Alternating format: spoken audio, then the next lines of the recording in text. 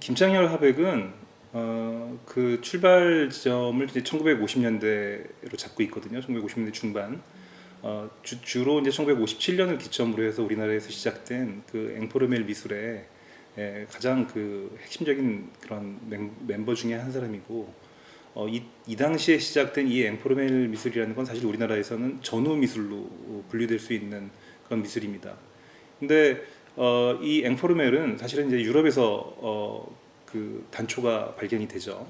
전후에 완전히 황폐화된 유럽의 어떤 그런 세계 속에서 젊은 예술가들이 이 자신들의 어떤 그런 실존주의적인 상황을 가장 잘 표현할 수 있는 방식으로 뭐 예를 들어 장디 비페의 아브리라든지 또는 뭐 포트리에라든지 이런 사람들이 아주 원형적인 그런 아주 물질적인 그런 예술이 그 미니멀하게 이렇게 이루어졌죠. 근데 이것이 이제 한국에서도 뭐 여러 경로로 해서 소개가 됐지만 한국에서도 역시 마찬가지의 어떤 그런 그 상황이었기 때문에 젊은 그 예술가들이 그 당시에 그 원형질 같은 그런 형식들을 통해서 뭐 박서보라든지 윤명로라든지 또는 정창섭이라든지 윤영근이라든지 이런 분들이 그 당시에 같이 같은 주제 의식을 공유하면서 작품들을 창작해 나가기 시작한 겁니다. 이렇게 아름다운 그 물방울은 사실은 그 김창렬 화백의 그 작품 세계를 거슬러 올라가게 되면 어떤 형태로 나타나게 되냐면은 구멍이라든지 상처라든지 뭔가가 이렇게 녹아내린 어떤 그런 그 벌어진 틈이라든지 아니면 그 굉장히 격렬하게 이렇게 파열된 어떤 그 틈이라든지 이런 형태로 나타나거든요. 그러니까 사실은 그 기원을 보면 1950년대에 이 젊은 작가가 경험했던 그 많은 고통스러운 어떤 광경들, 장면들 전후에 그 작가가 봤던 어떤 그런 굉장히 처참하고 비참한 당대의 어떤 그런 사회상, 인물들의 군상, 그들이 겪었던 어떤 아픔 이런 것들로부터 이제 그 출발하게 되는 거죠. 그런데 이제 그것이 이 시간을 거치면서 1970년대로 오게 되면 70년대 초에 이르러 물방울로 나타나게 됩니다. 그러니까 사실은 어떻게 보면 굉장히 오랜 시간 동안 숙성돼서 나타난 어떤 고통의 결정으로서 나타난 어떤 형태 같은 거죠. 그런데 이제 그렇기 때문에 그 물방울이 갖고 있는 어떤 상징성이라고 하는 거는 굉장히 어떤 이중적인 측면이 있다라고 볼 수 있습니다. 젊은 그 예술가들한테 하나의 어떤 그런 그 롤 모델로서 보여질 수 있었던 제시될 수 있었던 어떤 그런 작가가 김창렬 화백이었어요.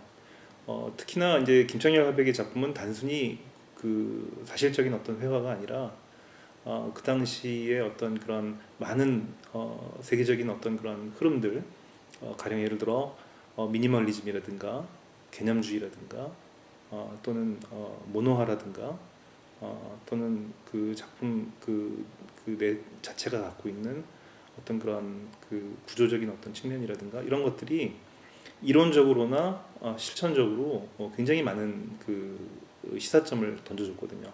그리고 또 한 가지는 뭐냐면 대중들이 쉽게 이해할 수 있는 측면들이 있었어요. 당연히 사실적인 회화이기 때문에. 그러니까 이런 모든 면에서 굉장히 그 만족스럽고 충족시킬 수 있는 어떤 그런 형식을 제시하신 그 상황이었기 때문에 젊은 작가들은 당연히 그 어떤 새로운 어떤 탈출구로서 김창렬 화백의 작품 세계에 대해서 크게 관심을 가질 수밖에 없었던 것이죠. 당연히 많은 영향을 받았고요. 50년대서부터 90년대까지 이르는 회화들을 이렇게 살펴보게 되면 이렇게 재료 자체를 회화적 공간으로 바로 삼아버리는 케이스가 그렇게 많지가 않아요. 그런데 사실은 이런 어떤 그 회화적 접근 자체가 굉장히 많은 그런 시사점을 던져주는 거죠. 다시 말해서 어떤 의미에서 보면은 그 캔버스 자체를 레디메이드, 다시 말해서 그 사물 자체로 이제 그 활용하면서 그것이 갖고 있는 가능성들을 최대한 이렇게 끄집어내는 그런 그 측면이 있는 것이거든요. 그러니까 이 생마로 되어 있는 이 그 캔버스의 표면 이것이 김창렬 화백을 통해서 굉장히 많은 사람들한테 어떤 굉장히 새로운 공간으로 다가온 거예요. 그러니까 그 측면만 놓고 보더라도 회화의 어떤 그런 우리가 알고 있던 전통적인 어떤 측면을 완전히 새로운 그 수준으로 끌어올린 부분이 있다라고 봐야지 되는 거죠. 그리고 바로 그 위에 실제 그 물방울이 이렇게 맺혀 있는 것처럼 우리가 이제 보게 되는 거거든요.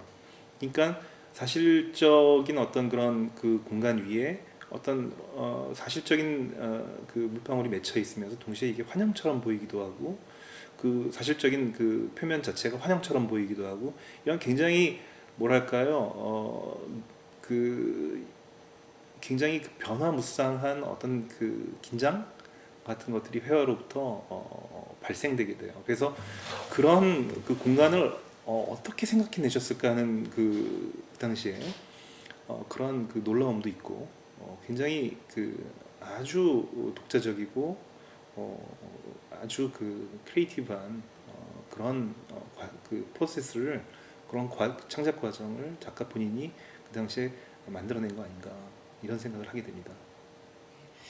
김창렬 선생님은 한국을 대표하는 가장 중요한 작가의 한 분으로서 국내외에서 그만큼 큰 업적을 세우셨지만 한국에서 특별히 그 오랫동안 많은 국민의 큰 사랑을 받아오신 작가로서 알려져 있습니다. 그분의 작품은 다 아시다시피 물방울 작품이지만 어떻게 보면 굉장히 단순한 물방울이라는 한 테마를 가지고 오랫동안 50년 동안 작업을 해오셨는데 사실 작품을 알고 보면 얼마나 풍성하고 복합적이고 다양하게 이렇게 표현을 해오신 것은 당연하고요.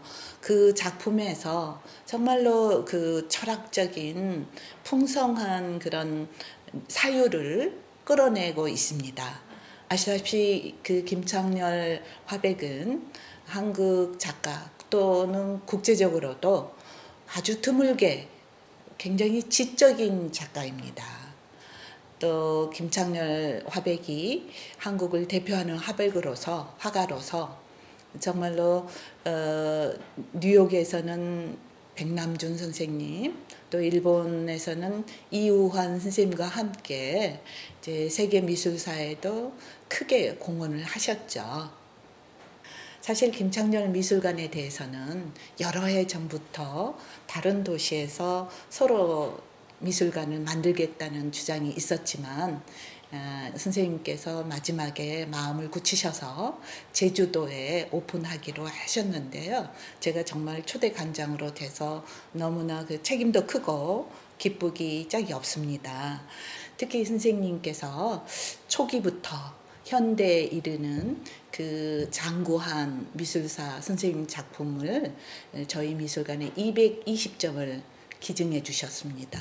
뿐만 아니라 여러 가지 자료나 지금부터도 더 많은 이제 보완을 해 주시는데도 큰 협조를 하실 걸로 믿고 있는데요.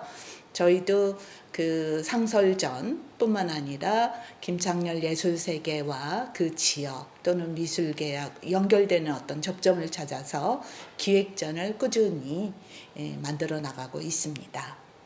이번에 김창렬 선생님께서 이제 홍콩의 페더빌딩 안에 폴 램 갤러리에서 초대전을 하게 되었는데요. 사실 김창렬 선생님 전시는 최근에 여기저기서 많은 요구가 있었음에도 불구하고 홍콩에서 이루어진 것이 굉장히 큰 좋은 기회가 된다고 생각을 합니다.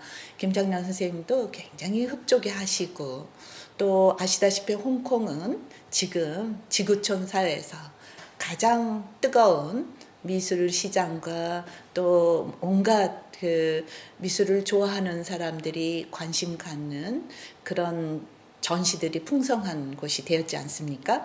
그래서 주로는 과거에 프랑스 화단이나 미국, 일본 화단에서 활동을 하셨는데 이제 이번에 홍콩에서 새로운 아주 획기적인 이런 전시를 하게 돼서 그것이 국제적으로도 많은 주목을 끌 것이라고 생각을 합니다.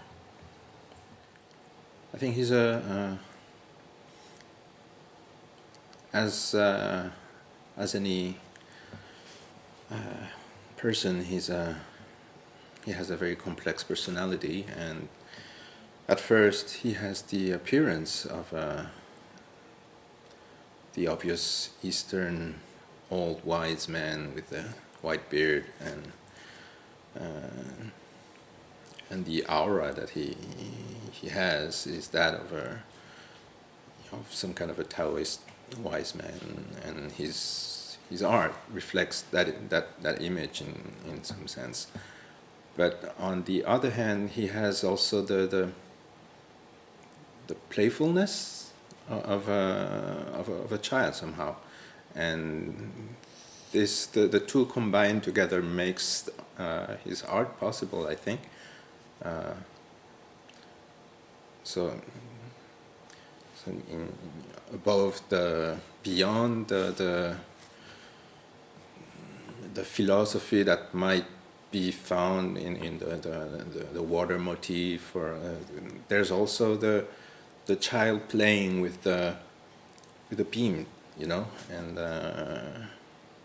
trying to construct things with the simplest thing, like a little child playing with just what's around him and making a game out of it. So that's what I thought was the most meaningful thing. Yeah.